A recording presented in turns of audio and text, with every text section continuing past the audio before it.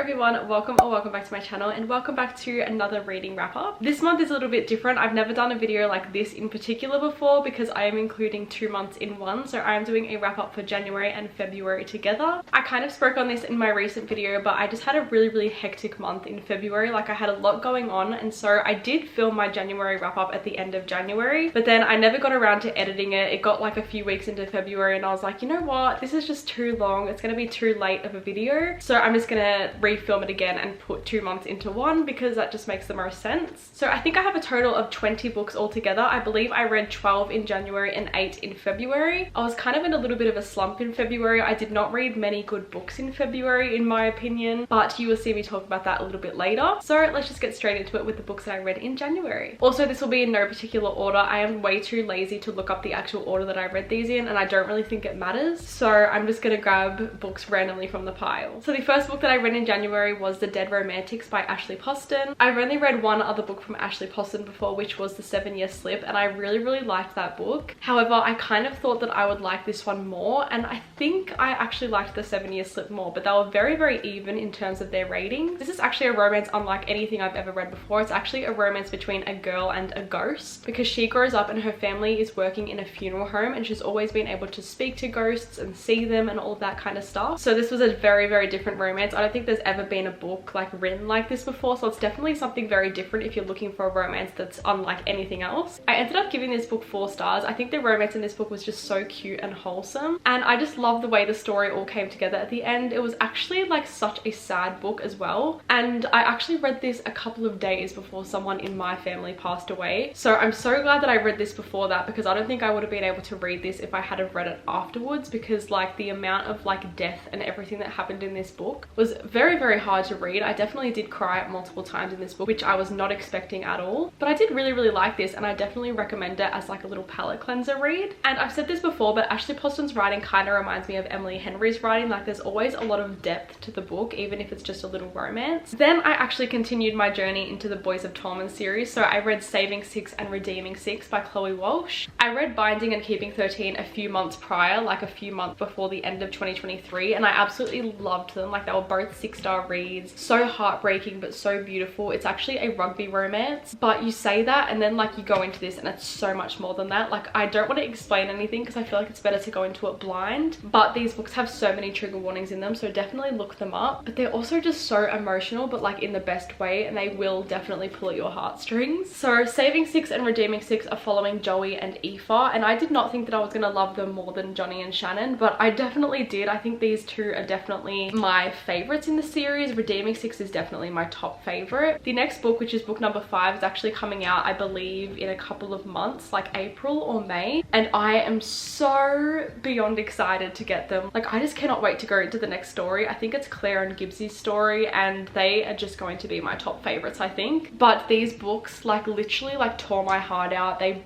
broke me at so many different points, but then at the end everything just came together so perfectly, and it just like healed my heart at the end of Redeeming 6. And I just think this relationship is so beautiful, and everything about this series is perfect. I gave both of these 6-star reads as well. The next book I read, I only read because I was reading it with my boyfriend's sister, cousin, and her friend. So we did it as like a little buddy reading thing, and I kind of forced myself through it and forced myself to finish reading it, even though I wasn't enjoying it from the beginning. And that was Beautiful Disaster by Jamie Maguire. I've definitely heard some mixed reviews about this. I knew that it wasn't going to be a book that I was going to love when I went into it, but I just didn't expect to hate it as much as I did. Like, there was not one thing that I actually enjoyed about this book besides the last like maybe 50 pages. They were quite enjoyable, but the 2 characters in this book are just so flawed that it's actually frustrating to read about, and they just make you so angry. And our main male character is just the most arrogant person I've ever read about. Our main female character was just annoying, and yeah, there just was not many things about this that I liked. I've heard the movie is even worse, but I definitely want to watch it just to see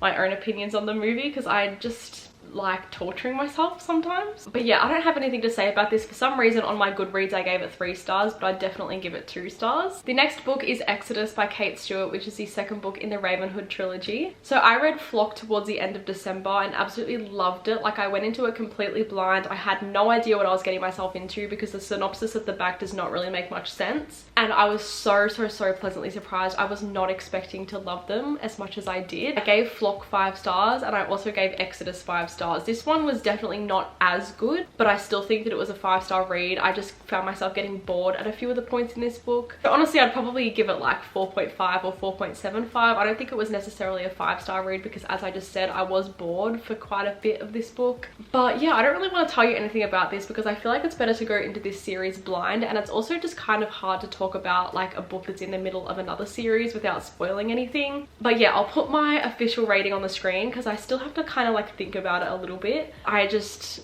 really loved this. I can't wait to go into the third book. I don't really know what to expect out of it because this book definitely wraps up the first 2 books, but I think the third book is like kind of telling a different story if I'm not incorrect. So we'll see how that one goes when I go into it, but I don't think that I'm going to go into that one for a while. Then I continued my journey into the Harry Potter series by J.K. Rowling. So I read Harry Potter and the Chamber of Secrets, which is the second book. Now, I have not talked about this on my YouTube channel, but I have actually never read the Harry Potter series in my life. So I'm very late to the journey and late to the game. I've been kind of like reading one book and then watching the movie after it. Like, I'm just going back and forwards like that. So yeah, I don't actually know anything about the Harry Potter universe. I don't know how it ends. I know there's like a massive twist at the end. Please don't tell me and spoil it for me because I genuinely have no idea. That's what I love about this journey so much. It's like the first time going into it and it's such a nostalgic read for so many people. I'm just trying to appreciate my time going into it for the first time because I know that I'll never get that feeling back. So I gave this one 4 stars. I actually really enjoyed this. I read the first book like a couple of years ago, so it took me a little bit to get back into it and like remember everything and remember all the characters and everything like that. But I really liked this. I've actually read the third book, which I'll talk about later, and didn't really like it as much. This has definitely been my favorite so far. I just have a feeling that this series is just going to mean the world to me and I'm just going to be absolutely obsessed with it by the end. Then I read Home Before Dark by Riley Sager, which is a thriller, and it's also the first book that I've ever read from Riley Sager. I know his writing's like very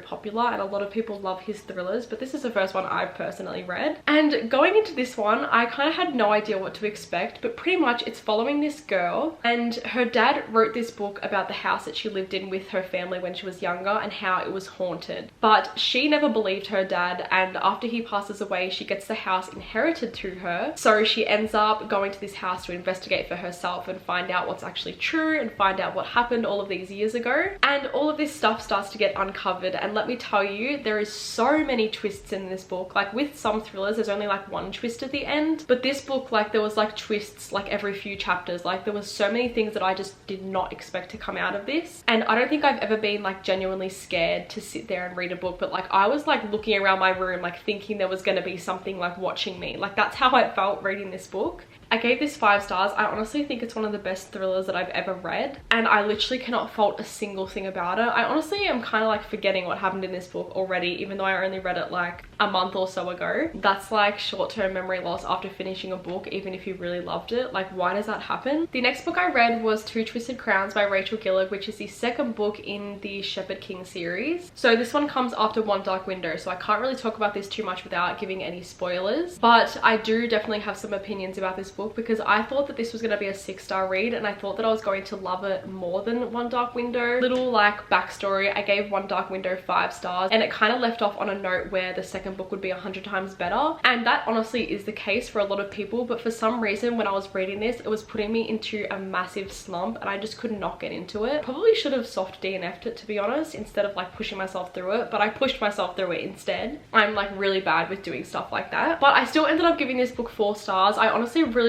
liked this little like romance subplot that was in this book. I'm not going to tell you who it was between, but I really enjoyed that aspect of it. And there was also just some point of views of this book that I really liked and wasn't expecting, because the first book I believe is only 1 or 2 point of views, and in this book we have 3 different point of views. So yeah, I did really enjoy it. It was a 4-star read. I just found myself getting really lost at some points. There was like a lot of characters introduced in this book, and I just felt like I was getting confused with everyone for some reason. Like, some of the names were very similar and I just didn't didn't know who was who. The Do-Over by Lynn Painter. This is just a cutesy little romance. I read this as like a little palette cleanser and sat there and read it in one sitting. I think it's around 300 pages. Every single thing that Lynn Painter writes, I eat up. I just love her writing so much. I think it is so underrated. Like if you've never read a book from her before, please just drop everything and read one of them. This book is following our main character Emily, who keeps waking up on Valentine's Day and repeating the same day over and over again. And all of these terrible things are happening, including her boyfriend cheating on her. So she's trying to like relive the same day, but prevent that from happening each time that she wakes up. But of course, at the same time as that, there's a little romance going on the side with a different character. And I just loved their relationship so much. If you've read Better Than the Movies by Lynn Painter, you will love this because it gave the same kind of like YA romance feeling. And it was just such a sweet book. Like I honestly just ate it up. I loved it so much. And I ended up giving it 4.5 stars. I'm going to go over the next two books really quickly because there's not too much to talk about them, but I reread the fourth Heartstopper book by Alice Oseman. If you don't know, these are kind of like comics, so they're not really a full book, but I'm still including it on my Goodreads. So I reread the fourth one as a little reminder so I could go into the new one, which is the fifth one. And honestly, I did not really like this one at all. Like I don't really know how to rate these books because they're so like, I don't know, like how do you rate a book that's a comic? This doesn't really feel fair because it felt really repetitive. Their relationship was kind of like long distance in this book, so I was just getting really bored. And honestly, it just like physically made me cringe at so many points, and I hate when books do that. And I get that it's like a YA romance, like YA to the max. I wasn't expecting it to make me cringe as much as it did. I still think these books are so adorable and so cute, but yeah, I just feel like it's kind of hard to like rate these books for some reason. And then the last book that I read in January was my Fable book club's January pick, which was The Serpent and the Wings of Night by Carissa Broadbent. Honestly, this has been on my TBR for quite a while. I was putting this off for a very long time, and honestly I kind of have no recollection of actually reading this book, even though I really enjoyed it. This book kind of gives like Hunger Games vibes, but it's actually like vampires within the games, and I think that aspect was so cool. As you guys probably know, I only got into fantasies after Fourth Wing came out, which I'm so grateful for Fourth Wing for like getting me into my fantasy era. So I'm definitely still like getting my grip of fantasy worlds and like trying to understand them and everything like that. For some reason I don't really have much to say about this, but I did give it 4 stars, so I clearly really enjoyed it. That was all the books that I read in January, so that was like 12 books I believe. I honestly cannot be bothered counting right now. So now I'm going to go on to the 8 books that I read in February. Okay, starting off strong with a book that I actually did a reread of, we have A Good Girl's Guide to Murder by Holly Jackson. This is the first book in the Good Girl's Guide to Murder trilogy, and I read it a couple of years ago and kind of just forgot everything that happened in the book. And when I first read this, I never continued the series, even though I gave it 5 stars and really enjoyed it. For some reason, I just never picked up the rest of the series, so I did a reread so I could finally finish the series, and I stuck by my rating of 5 stars of this book because I think it's just absolutely phenomenal. Like, if you have not read this still, what are you even doing? Like, please just drop everything and pick this book up immediately. So because I reread this and understood everything all over again, I read Good Girl Bad Blood by Holly Jackson, which is the second book in the Good Girl's Guide to Murder trilogy. This is following a completely different storyline, but it's still following our main character Pip, and I honestly just really enjoyed this. I wasn't expecting to like this one as much because I feel like I've heard some negative reviews about this one in particular, but I still gave this 5 stars. I just think this book was absolute perfection. Like, I cannot fault a single thing about it, and I just love Pip, our main character. Like, I feel like she's just one of those main characters that is so fun and relatable. Like, I kind of aspire to be her because I'm definitely like a true crime junkie. Like, I watch true crime videos all the time, podcasts, like all of that sort of stuff, and it felt like me watching one of those, but as I was reading. That's what I really love about these books. Honestly, I just think that everyone needs to go and read these. And if you want to see me reading the 3rd book, I'm actually going to include it in a vlog in the next couple of weeks, so that will be up very soon on my channel. It's going to be like finishing book series I'm in the middle of, so that one's definitely going to be included. And I honestly feel like the 3rd book's just going to be my favorite. Like, I might even have to give it 6 stars. We'll see. The next book I have is Butcher and Blackbird by Bryn Weaver. Now, I kind of went into this really scared because if you open up the trigger warning page, there's a lot of different things on here that are very scary, and I was a little bit concerned when I read all of them. But honestly, this book is quite light-hearted and just not what I expected at all, because it was very like just fun and addictive to read. It's about 2 serial killers and their little romance. but pretty much they are serial killers of other serial killers, so they kind of kill the bad guys. So they have like these redeemable qualities even though they're doing really horrible and disgusting things, and you're kind of reading that within the book. So definitely don't just take the trigger warnings like lighthearted or anything. Like there's still definitely some scenes where I felt physically sick, but at the same time I ate this book up. Like I loved the romance in it so much, and I honestly just wanted the best for these two main characters, even though they were doing horrible things, because they were doing horrible things to horrible people, if that makes any sense. It's kind of really hard to like enjoy this book and give like a rating of this book, but I ended up giving it 4 stars. I did predict that this was going to be a 5-star read. For some reason I thought that it was going to be like this phenomenal like life-changing book, but I honestly just really liked the fact that it was like very light-hearted and easy to read, because a lot of the points in this book I was like just laughing. Once the like yucky things had passed, I was just like really enjoying my time in this book, and I read it in like a day. Then I read Bride by Ali Hazelwood. This is actually the ARC copy that was sent to me from an Australian publisher, so it has like this cool cover on it, which I'm so grateful for. Like I'm so happy to have this on my shelf. Now I went into this with very high expectations, because I've been seeing some amazing things about this. I've been seeing people just absolutely love it, and so I was expecting it to be like an easy 5-star read. So you can imagine my shock when I ended up giving it 3 stars. I've heard this thing about like this Omegaverse, and I have no idea what that means. I have no idea about the backstory of that. I don't know anything to do with that, so I feel like if I did know,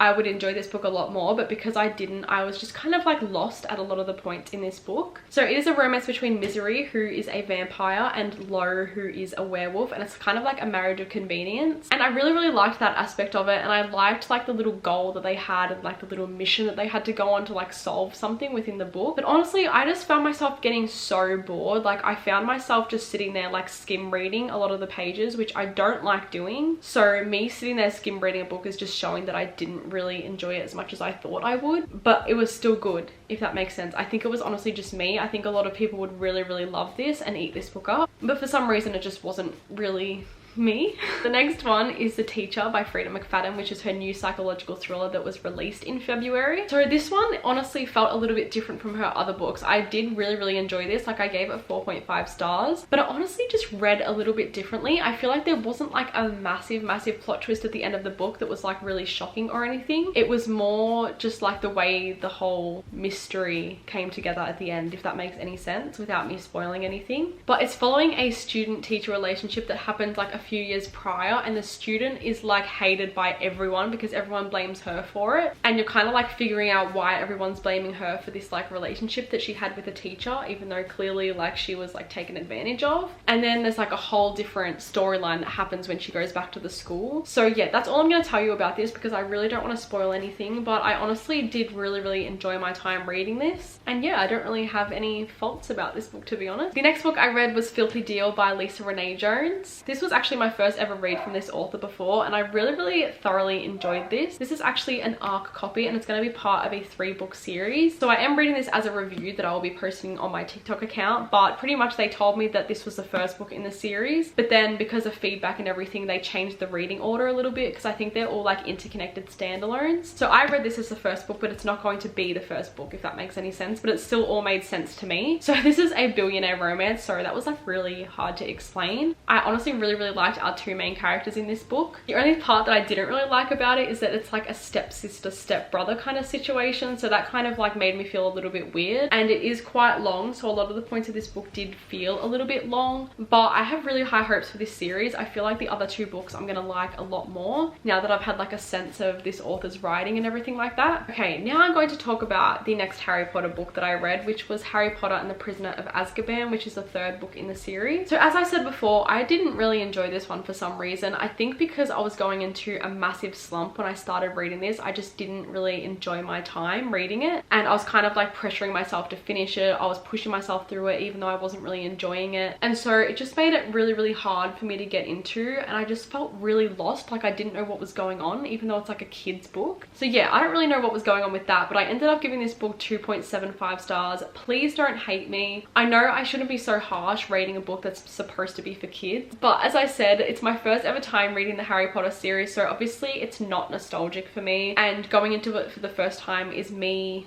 judging it for the first time as well. Like if it was a reread and I read it years ago, I feel like I'd appreciate it a lot more. But yeah, for some reason I just didn't really enjoy this book, and honestly I am like halfway through this movie as well, and I'm not really enjoying the movie too much either, so maybe this book is just the most like bland out of the whole series. Still have high hopes for the rest of the series. I think that it's going to be a series that I love overall, but I just didn't really enjoy this one that much. And the last book I read in February was Heartless by Elsie Silver, which is the second book in the Chestnut Springs series. Honestly, I was not expecting to love this as much as I did. Like yes, I gave the first book in the series 5 stars, but I wasn't expecting to give this 5 stars as well. This is actually a single dad trope, and it's also got a nanny who is Willa, and of course because he's a single dad there's also a kid involved in this book who I absolutely love. As someone that is a teacher's aide that works with kids every single day, like it's just so cute and sweet to see a kid in a book occasionally, especially when they're like such an important character to the story. So I really liked that aspect of it. And Willa, the main character, is one of my favorite female characters. Like she was just so funny and relatable, and she just made the book so much more enjoyable. Like I just loved her so much within this book, and the romance in this book was just everything. I finished it in a couple of days because it's just so fast paced. And I'm also going to read the third book in a reading vlog this month, which will be the same reading vlog I was talking about before with the finishing book series I'm in the middle of. So if you want to see me reading the third book to see my opinion on that one, definitely stay tuned for more of my videos because that will be posted very soon. But yeah, that sums up the end of this video with all of the books that I read in January and February. So I really hope you guys enjoyed it, and I hope you got some good recommendations from this video as well. Little shameless self-promotion. If you did enjoy it, make sure to subscribe to my channel and like the video because it will really help me out and really help my channel out to grow. If you did stick by till the end, thank you guys so much for watching this video, and I hope to see you in my next one.